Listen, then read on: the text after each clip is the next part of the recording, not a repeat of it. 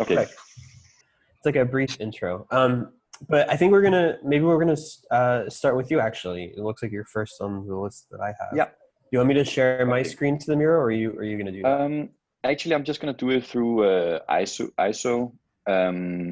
Whatever It's you just want. easier to, yeah, because I made a booklet for Friday and no for Perfect. Wednesday, Okay. but I'm just Great. gonna flip through it a little faster. So I'm just gonna share right now. All right. Are you guys following this? All right. Yep. Okay. So my thesis is called Table of Content, and I'm using sort of the analogy of the table to discuss selection, inclusion, collection, and accumulation of differences. And the table is located in between those who have it in common. It serves as the thing that both relates and separates people at the same time. The project is centered around the federal program, such as preservation, conservation, inventory, archive, management of land, and juxtaposed with the pre-existing public plaza at Pershing Square, and tries to imagine a federal building like a table. And in the project, I'm working with two sort of definitions of the Latin word tabula. One, the geometrical form that we know from the furniture table, a flat top and with one or more legs that provides for an unnumbered amounts of events to occur. The other one is tabulate, which is a type of system, a two-dimensional system that allows for relations, allows to bring something into relation to each other. And this is just previous studies of the relationship between the table and tabulation in both art and architecture from the research. The vision of the project is to, I'm not going to read the quote, but basically Guy Debord writes, "Beauty, when it's not a promise of happiness, must be destroyed," declaring that the monuments of Paris that only specifically deals with beauty in a more sort of elitist way must give a way for new architecture to evolve. And this is the federal building. So the counter a counter example of a federal building in Alabama completed in 2012, which is an example of something that hasn't evolved. So something that I'm telling myself that the federal building must continue to evolve. This is a diagram to span out sort of the different fields of attentions, where I'm working with something like the federal versus the corporate, the private versus the public, that mainly deals with access versus management, and a mix. It's a kind of a mixed-use program of different hybrids of federal programs and corporate programs or commercial programs, such as archiving, office spaces, co-working spaces, and the federal programs that I mentioned before, and like studying the intricate relationships between some of these, outlaying them in the diagram that I mentioned before between access and management. The site Pershing Square, and the reason why I'm choosing Pershing Square is that it had like a central role in the development of Los Angeles as the ramification of democratic space, which I want to emphasize into the project. So the idea is that you maintain sort of the already existing democratic space on the one hand, and then these types of programs will allow you to ascend to the tabletop, another duplication of the public space. And these are some of the casted models, or like physical models, I've been doing to understand the relationship between leg formation, geometry, and like materiality, textures, and this is like a digital version, also pointing back to the 2020 biennial, how we live together, and how it's important for us to continue in the future to keep innovating on public buildings. I think that's pretty much it. you want me to stop share and then use the Miro board instead? You can. I think you can stop share. I think that's fine. Okay. Okay. Should we go through everyone's and then have a discussion after? Does that make sense? Okay, so let's go to Sixtina. Sixtina. Hi. Hey, do you want to share screen or do you want me to share from my Miro board? I'll share my screen. Great, perfect.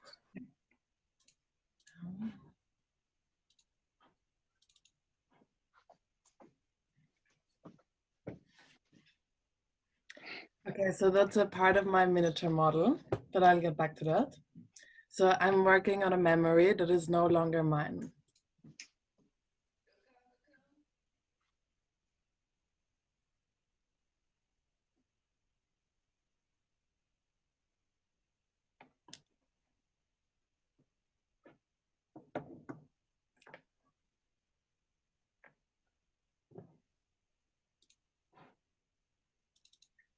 Okay, by transforming an architectural body, I'm changing the initial memory, and through that, new architectural settings arise. And the process goes through 3 stages. It's documentation, transformation, and interpretation. In the documentation, you document the architectural memory that you choose.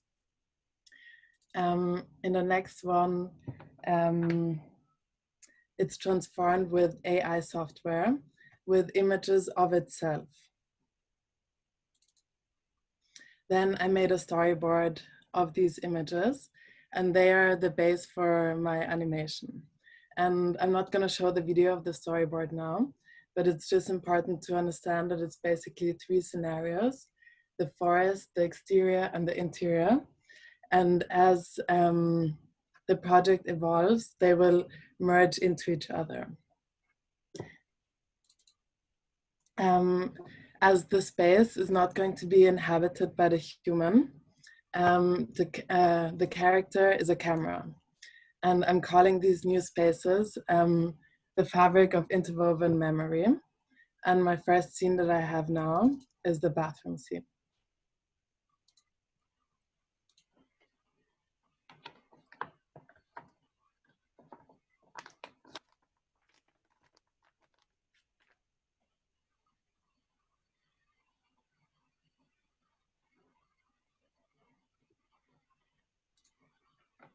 So tectonic, tactile, and textual qualities seemingly weave and layer over each other. Memories are often staged through sets of data which may be incomplete. Whereas human memory is physical, spatial, and temporal, the AI apparatus is fueled with flat data. The dynamics that occur between the engagement of human memory and of machine memory expresses themselves through various layers of resolution. And this brings me to the next scene, which is the forest. And the forest, the low resolution of the trees is mixed with a high resolution manipulated image of the chapel from the initial memory. And the forest grows on a parquet to emphasize the modularity. And this brings me to the miniature model that I had. And a question that I'm asking myself throughout the process now is, after the memory has re-identified itself, whom does it belong to now? So I'll stop sharing my screen. Great, thank you, Sixtina. I think Zoe is next. Yeah, I'm just on the Miro, so I could share, you could share, David, doesn't matter. Why don't you do it, since it'll be easier maybe to present. I love the desert scene that you're in. Thank you. Wherever you are today. Yeah, nice and toasty in my desert. Okay. Yeah, this is where I was last Friday and would have been presenting if it hadn't been postponed, so. Alrighty, so I'm gonna start these GIFs. So if you were to drive on the 10 East Freeway right now in the afternoon heading towards SCI-Arc, you would see this building shimmering on the horizon. This is the building that I've been obsessed with for 2 semesters now and spent a long time thinking about for thesis prep. But on the other side of the freeway, almost mirrored by the 10, is the Los Angeles Metropolitan Courthouse. This courthouse is where they handle mental health cases, traffic court. It's also where you go to pay your traffic fines, and it's where low-level criminal cases are handled, so mostly misdemeanors. This courthouse has 2.1 stars on Google reviews. People hate it. No one wants to serve jury duty there. If you want to go pay your traffic ticket, you have to wait in a line outside that wraps around the building. This is going to be the site for my project.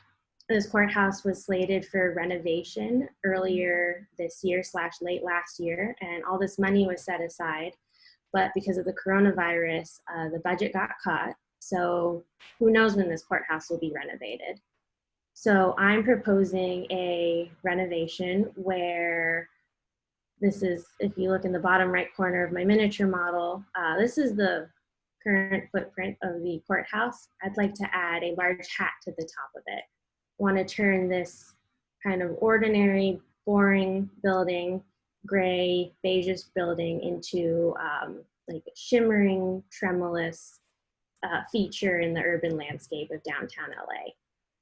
And part of that is to add this big hat to the top and rework the circulation of the building. So instead of having to wait in a line outside for jury duty, you could ascend to the top and be in a like a shaded garden or something like that. So these are my miniature models. And then I also, on the left here, have some GIFs of some studies I've been doing on how to kind of create and orchestrate this tremulous effect.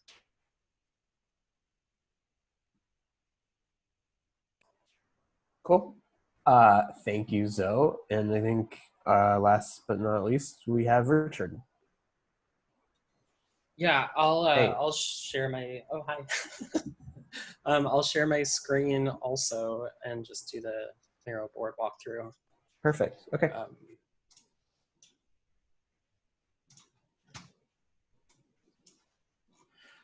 Okay. So my goal is to build my dream boyfriend. I've been meditating on references and which references we curate from an individual and personal perspective as an act of self-construction, but also as an act of creation or design of both bodies and buildings. My perfect boyfriend is a collection of spaces, objects, and environments that are created from a set of images which are used as playing cards and which are allowed to alter the outcome or the product of a design process in many and sometimes unexpected ways. I'm examining these thoughts through employing multiple workflows, aesthetics, and technologies to produce many different readings of my perfect boyfriend, who is object, environment, aesthetic, context, and desire. So for the early investigations of these ideas, I've been working in 5 formats. The first is looking at social media posts as playing cards instead of a newsfeed, which introduces an interest in the personal and how one curates references to build something out of more than one image. The second is through a series of 2-dimensional and 3-dimensional collages, working in both of those realms, which are driven by the playing cards and engage different ways of working while meditating on legibility. And this came from a timely interest in understanding the construction of the self and possible emerging blind spots in those processes. Oh, there, I'm missing a picture. Oh no, it just moved. The third is a board game, and this is my submission for the miniatures. It's also a maker kit hybrid, which is used to create environments in parallel to the collaging exercises. The fourth format is an application, which is here, which seeks to make the maker kit available to many people online. And then the last is a feature animation, which is all of these things collectively, which is an attempt at understanding the relationships between elements in a scene, environments and images, and their composite legibility. Marketing tool to get people into the stores in the first place, to like force people to go there in the first. And then these are just kind of my model photos. I don't know how I'm doing on time. A little bit over the impact or build each other. And in this animation, you can see different, like more than one workflow. Like in this animation, for example, I'm working with OpenGL renders made for gaming systems like Unity, or platforms rather. And that's also true for this animation. You can see also that as images are added to the scene, things in the scene appear and disappear, like fur appears when a certain image is added to the scene. Materials transform and turn into other things in the scene. And in this part of the video, things are added to the scene that don't belong, and they glitch and are removed and replaced with something that is more appropriate for the scene. In this scene, I'm working with typical ray casting engines, changing the workflow and then also the aesthetic outcome. The ultimate goal is to make more of these scenes, many, many more, that traverse many aesthetic categories in the coming weeks. So that's my perfect boyfriend. Thank you. Okay, well, thank you, Richard. I can share my screen to sort of look at things, or we can just look at each other, which I think sometimes is better for conversations. But if there's any specific things anyone wants to bring up, either I can share or you guys can share. Anyway, first of all, as the host, I just like to say, I forgot, welcome. Nice to see everyone. I'm wondering, maybe to start things off, is there, after midterms and with today, is there anything that's on someone's mind about how, let's say, you can reach out to each other about, let's say, some ideas about your own work, how these kind of theses sort of, even though you're not all in the same space, are able to talk to one another a little bit. For example, I think some of you, we saw 2 building projects and maybe 2 projects that are less necessarily about building themselves. I don't know, I'm curious, like, if this was a space for students to talk as well, just faculty to talk, what you guys might have to say to each other. Well, could I start? Because I actually saw Christopher's miniature review on Wednesday, and looking at, I really love the images of the models that you did where it's kind of cast and a little porous. And I know, like, during that review, people were talking about how it's a table and you can't actually see what's on the top of the table and you're more seeing the underside, so that should be considered a little bit more. But I was kind of wondering, what if kind of your strategy for making those models was just reversed, instead of like pouring or dipping the material on the top, what if you did it on the bottom, and so it kind of like dripping from the bottom and going up, or something like that? Or maybe, like, I'm thinking of these tables my grandfather has made out of wood where, for whatever reason, there's like sap still in the wood and it drips down and you can see it on the underside. Like, thinking about these things in relation to your project. I think that's a really good comment, and I'm actually I'm trying to do like some ideas about how the legs can be kind of programmed in a certain way, or they can be inviting. Oh, cool. Like, that's, you could imagine, I can't see anything, almost like a series of legs that have different attributes, that invites and becomes different kinds of solutions to some of the programs, I guess. I don't know. I thought this could be quite interesting as a condition, but I haven't gotten closer to that actually. But I think it's a really good comment, because as we talked about as well, is about perception of scale as well, and what I think the question of what it feels like to be standing on the square will be super detrimental to understanding the size of the project as well. but I think those are the kind of details that I want to go into and attack further. But so you're kind of saying like as if it were like an upside down, like the bottom surface of the table is like where you put your spaghetti and your meatballs and your cups and your tableware and stuff. That's funny. I like those sketches. Those are nice. Yeah. Yeah, it was raining so much today, so I was just staying inside, going all analog. Oh, you're not in LA then, I guess. No, I'm in Copenhagen right now. And it's it. close to midnight. I see.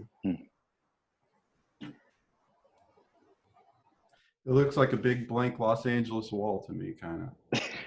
It's like Christopher never moved. Yeah. Hey, Sistina, I really liked your project, and I was wondering if you could talk just a little bit, clarify that relationship between the graphic and the model in your miniature itself, because I thought that was a pretty cool relationship. Just in the miniature itself, but also kind of reflecting on the memory and the tree kind of augmenting itself. So, but kind of particularly that miniature, could you talk a little bit more about the relationship between the two? Yeah, so in my initial storyboard, I had as the first scene a flyover of the forest that is by the house that I chose as my chosen memory. That it's kind of, I'm treating the memory almost like a found object as it transforms. And so for the miniature model, I wanted to do a representation of one of the scenes that's going to be in the animation. And so I chose there's a chapel and it's a trompe-l'oeil painting inside. And I manipulated that with the AI software and then texture mapped the trees so that as you fly over it, you actually see the chapel again as the image. And so that kind of overlaps us. Hi, Sixtina. Your project reminded me a little bit of one of my favorite things, which is there are these people on YouTube who edit audio to sound like it's coming from a specific location. I don't know if we've talked about this because I'm really obsessed with it. But I copied a link to the, I'll send it to everyone, a New Yorker article talking about it. So it's like Toto's Africa playing in like an empty mall. And I think there's something nice about the idea, like the memory, there's like something overlaid on top of it. And any kind of like leaning into like the poignancy of something, I think could have like a lot of potential for your project. So maybe you'll find that interesting. Yeah, it sounds great. Thank you. Yeah, I think what I'm kind of like asking myself at the moment also, especially like with a model, if I should actually continue working on a physical model at the same time, or if I just focus on the animation. So if you have any thoughts on if you want to see a whole forest. Physical models feel like such a question, I think, for all of us right now, especially since we were just thinking about the midterm model. Because it's like, on one hand, like models are great, and it's like, but it's throwing into some sort of like meta conversation about like who views the model. Like there are study models, which you do for yourself, like, so you're like, oh, okay, like I can understand the scale or something like this. But then when you get a model suddenly that's only photographs and you never see the physical model, that becomes like a really different thing. And I think there's like an exciting potential of only viewing the photo of the model. But maybe it's just that kind of like format question maybe won't drive kind of if you're interested in having a rendering of the forest or if the physical model of the forest you think will do something for you.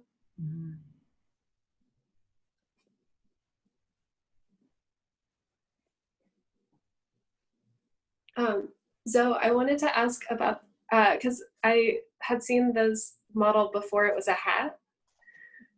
I don't know if it's always been a hat, and I only just didn't know it was a hat. No, it's recent. It was a not a hat, and now it is a hat.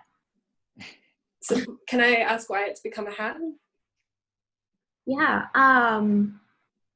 So part of that was kind of thinking about the original building, which I know people hate from the Google reviews. And then even in my review on Wednesday, Joe Day was like, I hate that building.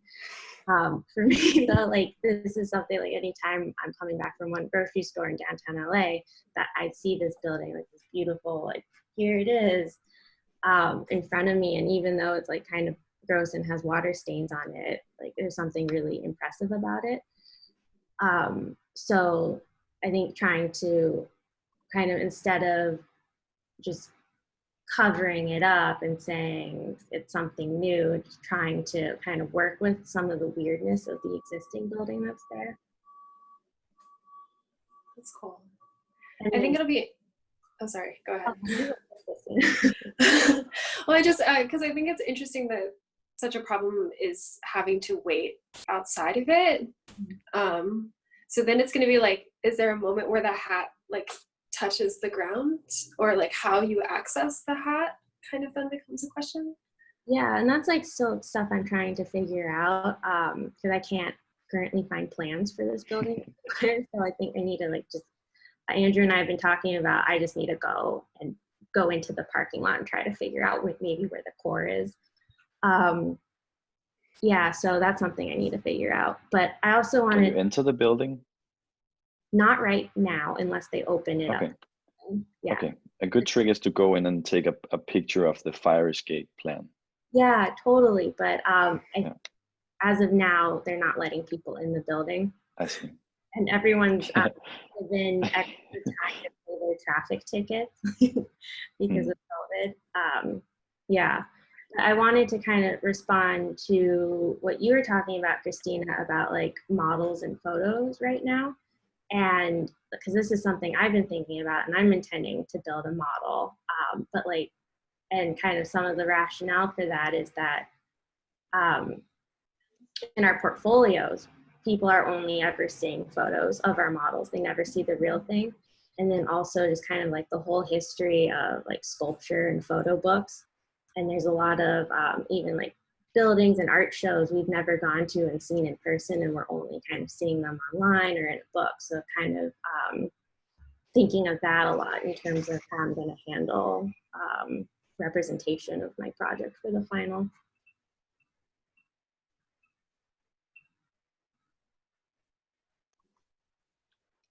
I think they're very beautiful. The ideas of the facade. Could you maybe elaborate a little bit more on how you imagine the inside to be? You mentioned a little bit of a garden, but how do you think that the public will engage with this? I mean, because you're calling attention to something seemingly forgotten, or at least like something that some people don't want to be reminded of in some sense.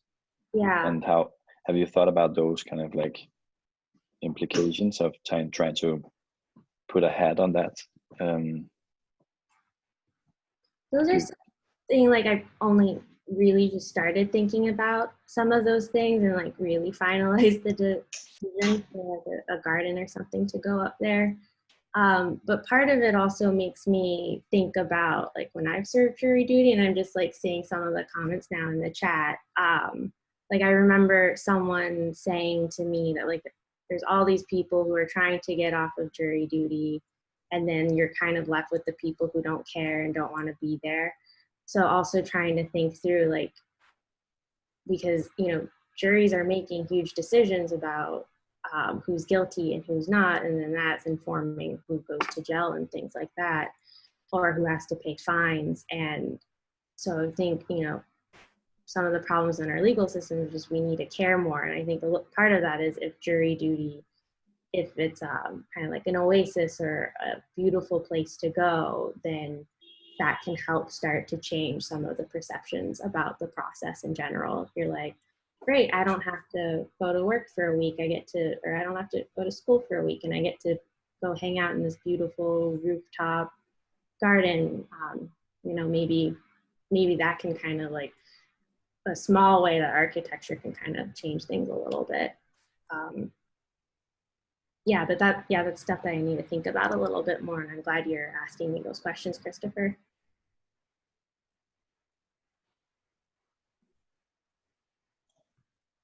Hi, Christopher. I have a question for you. So I'm looking at your model and it's just outstanding and I can't stop looking at it. Your focus on the details and materiality is just so beautiful. You have also put up this page, this massing render in downtown Los Angeles, I think, on page 21, where you've rendered your massing in the side, and it looks kind of flattened, and it seems like the materiality that you've so beautifully focused on in your models have somehow disappeared in these and have been flattened in these renders. And then you have on page 33 you have the digital imprints, and it seems like you've sort of flattened out the texture. And I'm wondering why you made that decision to remove materiality, to remove the depth and of texture as you've developed your project. I think there's also some very practical elements to this. It's because I built the model and then I had to have someone instead, because I couldn't send the model, it was too expensive, so I had to like photograph it and then image trace it. And so Nero, my friend, the MR2 student, could assemble a folded version of it and put it to SCI-Arc. But I think I think in general it's just about like trying to do like fast and dumb models that didn't necessarily deal with sort of like architectural ideas about like facades or necessarily or envelopes. But I speculate about that a lot, because I think the Rhino model, the rendered one, is just a massing. It doesn't really hold any detail to it yet.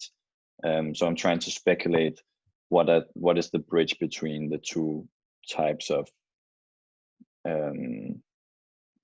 languages in a way, because I also realize there are some things in the model that is just too dumb to be a building, but also something interesting there that I have to sort of maybe translate into something that can be read as a building. And maybe it's the way that Zoe's kind of dealing with a shimmering effect in a facade. There's like an attention to like a geometrical idea, and I don't know. I find that really fascinating, but I haven't really gotten to that part yet. But I'm glad you pointed it out. Yeah.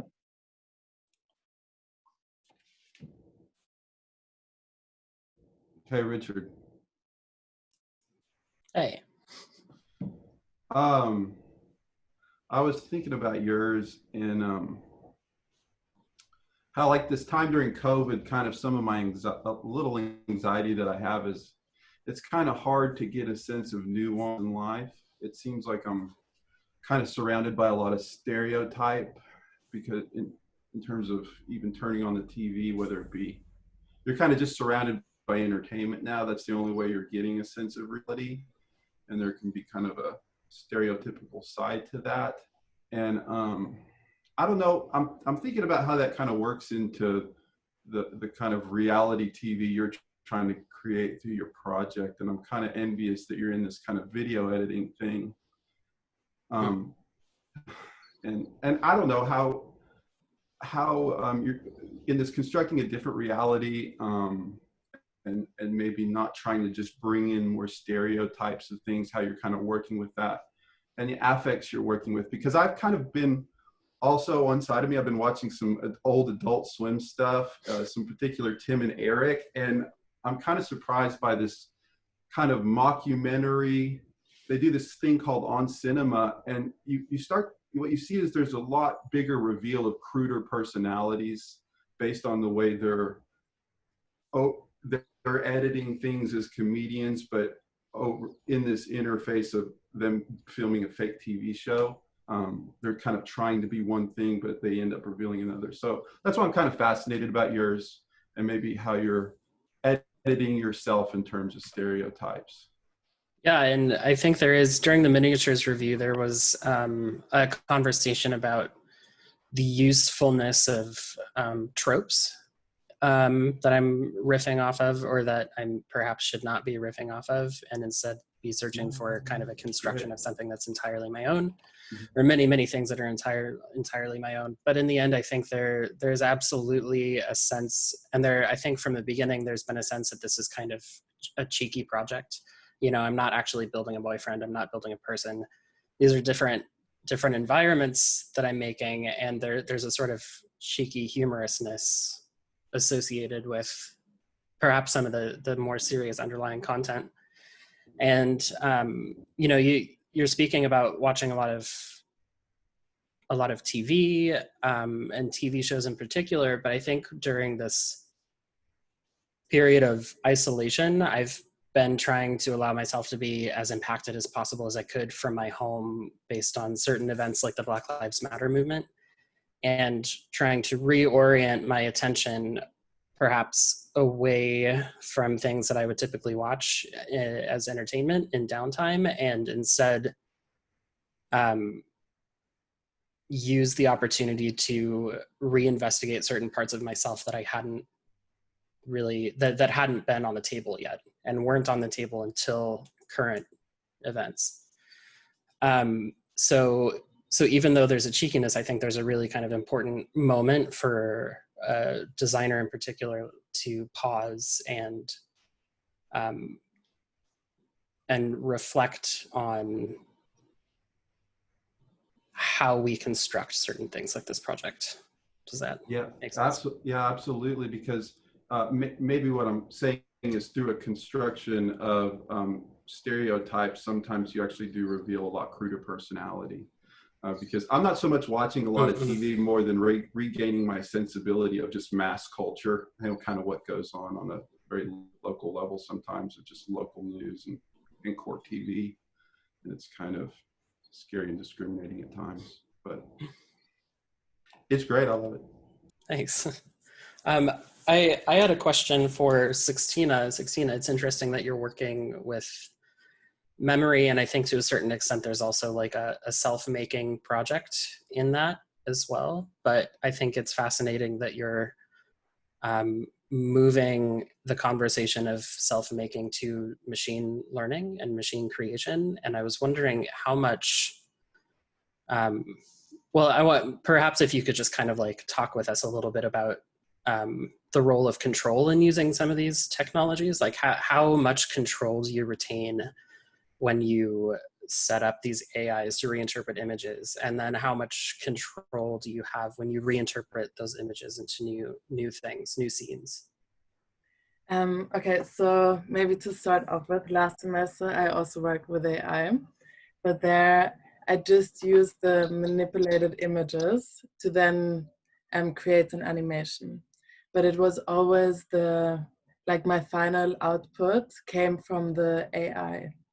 And I kind of felt it was really interesting to me, but somehow I wanted to like explore how it affects me as a designer if I work with a tool, so that I don't have it as the final output, but it's in the center.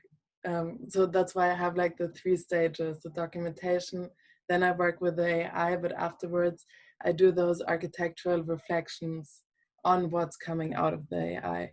So in the end, I have complete control of the output that I'm creating, but the AI and like the transformation process is completely generated.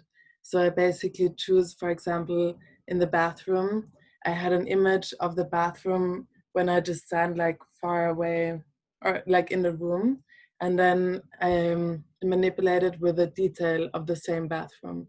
And that's how it came out then. And in the chapel, I did the same thing. I took a picture of the altar, and then I took a picture of the trompe-l'oeil, and then I mix those.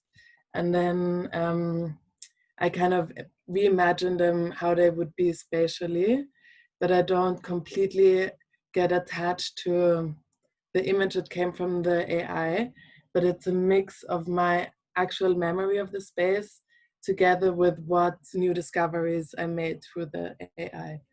And I think for me, because I got asked in the miniatures if why I don't build a software to like just put in like all my memories and then have the output done by the AI.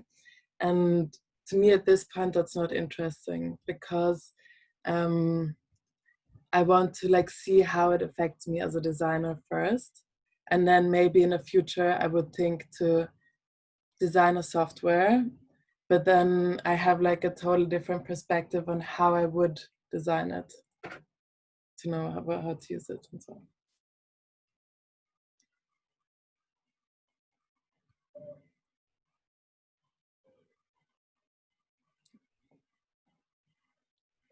Do you have any ideas what could be the implications of what you're trying to do, besides the image making, but like to yourself?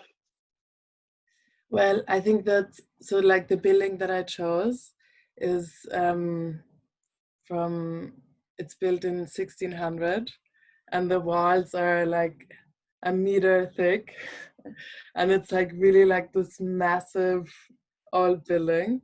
And I think what's interesting to me is the way how I can change the image of it by creating these animations, and to have like the contrast to this like massive architecture that seems to like never change in time, to for the moment have it exist in a complete different way.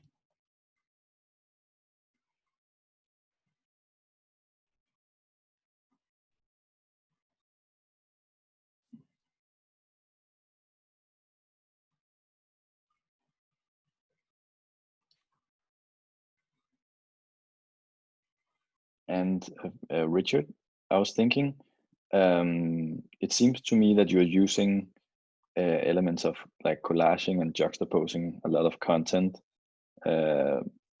both in relation, sometimes into each other, and also like on or in, like the geometrical proposition and the two-dimensional like overlaying.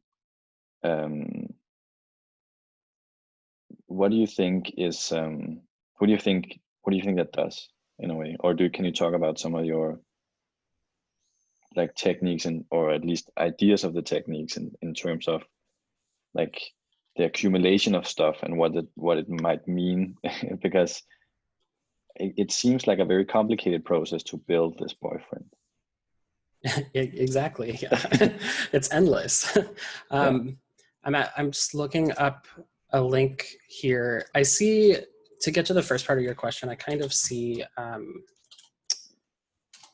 the 2D collaging. That was an early exercise to look into legibility, but later the 3D environments to a certain extent also became collages themselves. And so the link I just sent was to a link for Anna Udenberg's privacy exhibition at the Marciano Foundation that I saw last year. And the collaging elements, I mean, you know, they're pieces of furniture, seemingly, but they're made of odd materials and forms that look like they've been sampled from domestic settings.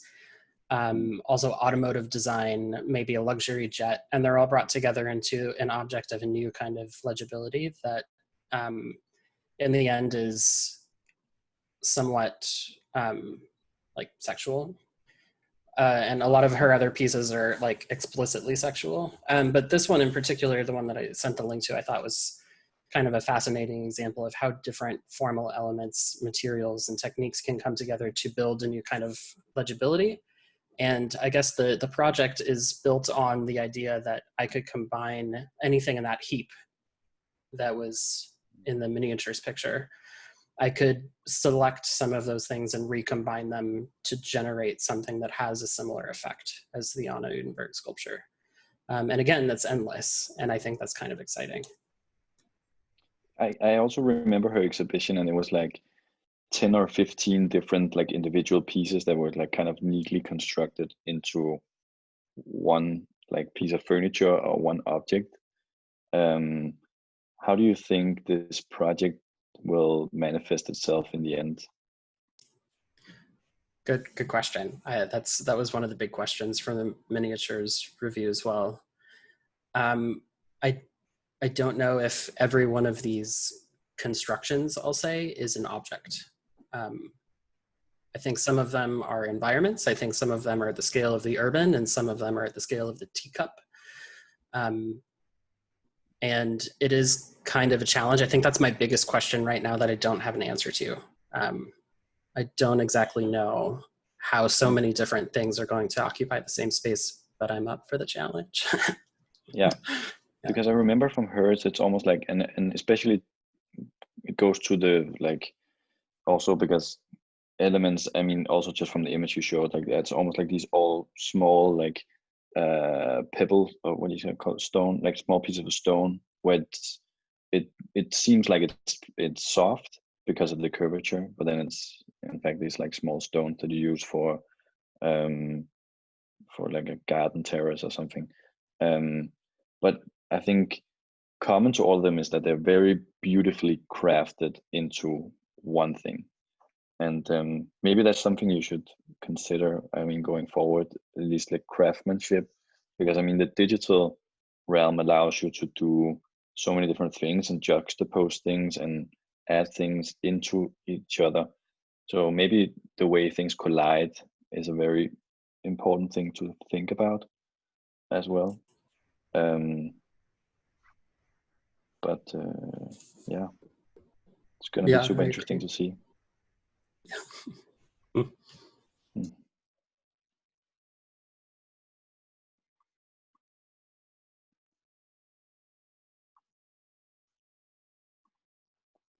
Yeah, I think the format and what the project will be is a really interesting question. It's kind of a question I think, I don't know, I have my own kind of preoccupation of like a meta thesis question at the moment of like what the ambition of a thesis project is. Like as the idea of like what we're all doing.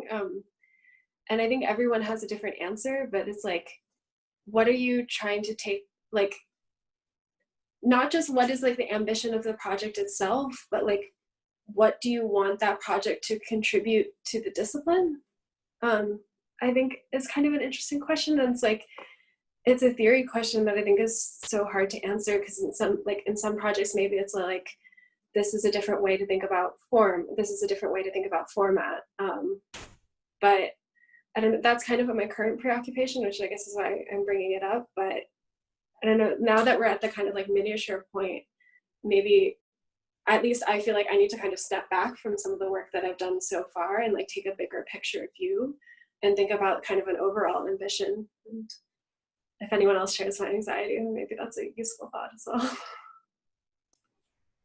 Yeah, I think I've been thinking about that a lot as well. And I think my thoughts are circling around like a queer way of working project as a way of my contribution to the discourse, as the way you put it. So that's my 2 cents. I'd be interested to hear others as well.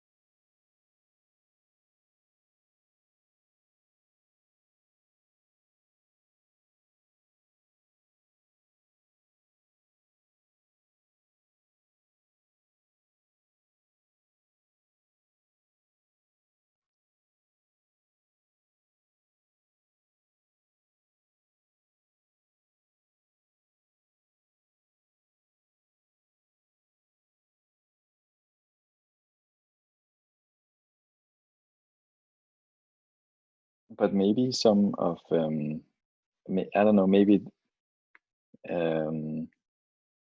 because it's a very personal process, and I think what you're working on, Richard, in particularly, maybe more than anybody else, seems to be more personal, or at least daring to an extent where you might reveal certain things about I don't know, your own sexuality in at least in the way that you view design or something.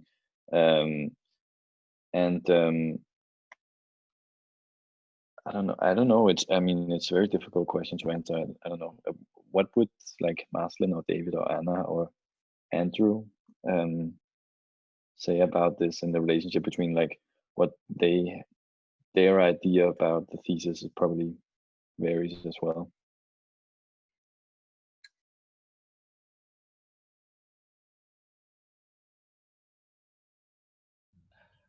I just want everyone to know I'm not participating. It just seemed like this is a nice format for you guys to talk, and I almost feel like an interloper. And you guys, we get paid to sit around and talk at you guys, plenty. So I'm trying to just not do that. Oh, I got opinions. Trust me. I would just say, I mean, I think every thesis to some extent, it's inevitably personal, but it's also, it should also reach the discipline. And I think that I wouldn't use that as like I wouldn't feel like, okay, it's personal, so we can't talk about it, because then discourse stops. So I think it's about finding the tools to work through it and to talk about it and to create discourse about it, even if it seems like aspects of the project, because everyone's project, whatever we choose to work with, is personal to some extent. But I think I'm a big fan of, like, it needs to also be disciplinary, and I think it is very disciplinary in your case, Richard. But I agree with what Andrew said. I think I've been astounded that the couple of times I've come to these chats at how wonderful they are as a forum for you all to talk, because we don't often get to do that, when we come in and we're doing desk crits, and it's rare that we just kind of like have this opportunity. So I'm enjoying hearing the conversation. Yeah, I think it's been fun. I think also that in some way these conversations like force us to have conversations that we maybe wouldn't have had. Like there's like part of me that's like, I'm really missing being in the building and walking by people's desks. And then there's another part of me that's like, oh, but now we're making a much more concerted effort to do these kinds of things in a way that I think is nice. I have kind of an idea, maybe, I don't know if at some point we're going to be looking at past thesis projects. I don't know if that comes up in our programming. But more and more, I've been feeling like I want to look at other student thesis projects that have like gone through the whole process and been finished. Like I'm feeling more and more like I need an example of like, this is like a student thesis project to like see the full scope of the process and its ambition. I don't know if anyone else feels that way. Maybe we should, maybe I'll reach out to Florencia about seeing maybe some of the archives that might be helpful.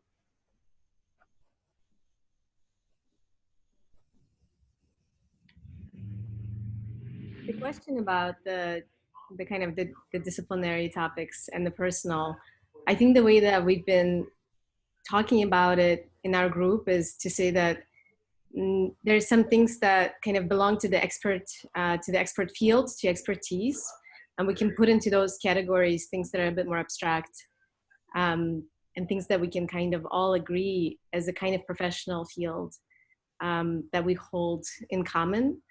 And one thing that we have learned, I think, especially this summer, is the importance of experience as well. And that's where we can be a little bit more political and to say that there are certain things that have been excluded from disciplinary concerns because some people have been excluded from this professional field. And so I think that to ask the question during thesis about the kind of inner eye or of the personal, of the experiential, and of something that we can bring now to the table, to use Christopher's metaphor, I think that becomes hugely important, especially in 2020, and to kind of maybe undo some of the limits that we have imposed on this field. So I guess I would just paraphrase a little bit the terms and say, can we use the words experience and expertise as a way to produce that fulcrum. Because I think that the personal somehow, or at least that term, it rubs up against those experts in the field who care deeply about maybe some of these abstract concerns of disciplinary nature, in a kind of negative way. But I think that it's important, exactly what everybody's talking about, what Richard, you bring up.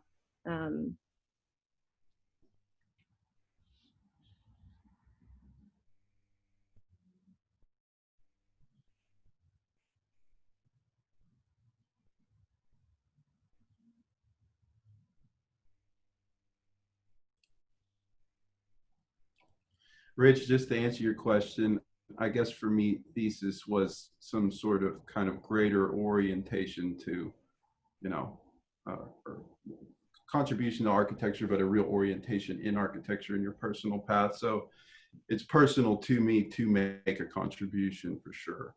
I mean, almost overwhelmingly personal, to feel that and to kind of start to feel like you're part of something greater. I guess to some degree, it's almost like a professional confidence to me.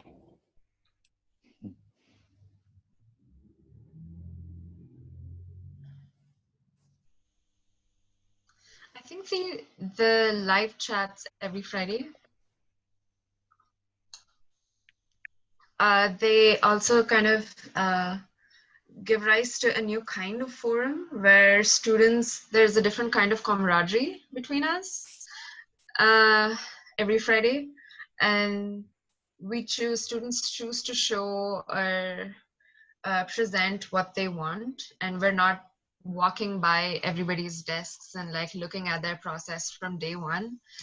And I think that this also sets us up to be able to look at projects in the real life outside of school. Of course, this is real life as well, outside of school. And I think this is a good stage, and it sets us up for the outside SCI-Arc. It might still be quarantined, but an outside SCI-Arc world.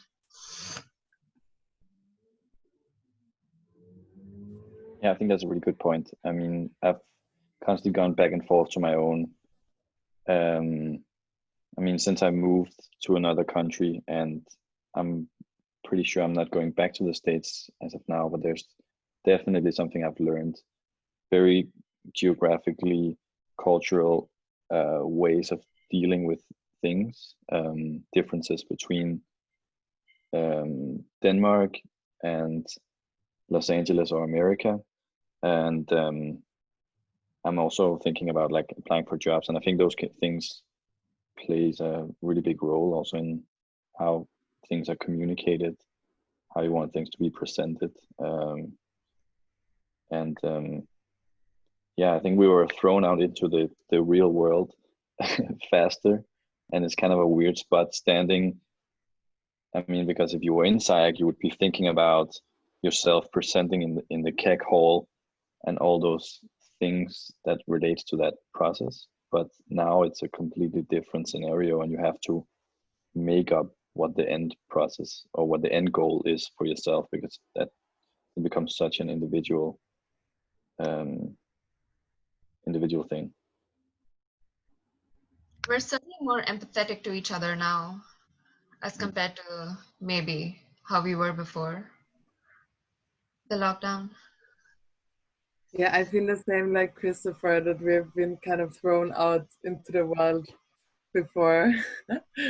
And it's fun to be in Europe and in LA at the same time and on Zoom. And it's like these different realms that you can kind of enter into. It's really fun.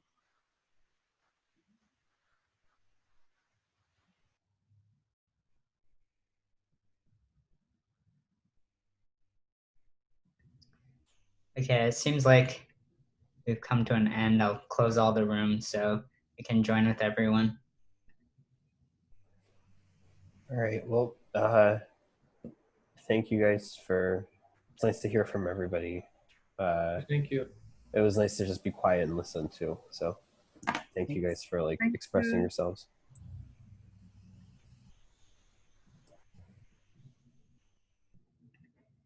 Coming back. Yes. Thank you, Faris. I didn't remember. I thought that you had to take us back, but Angelica explained me that no, we can do individual living. Great. Okay, so we do this as a closing gathering. If you have any final questions, otherwise, and piano started to sound here, so I just wanted to close. I just wanted to tell you guys that we have Fridays at 5 again today, so just make sure to participate in there.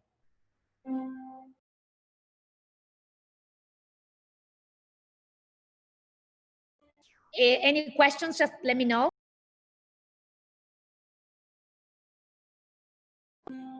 Great. See you on Monday. Nice to see everybody. I think. Bye. Have a great weekend. Yeah, have a good weekend. Bye, guys.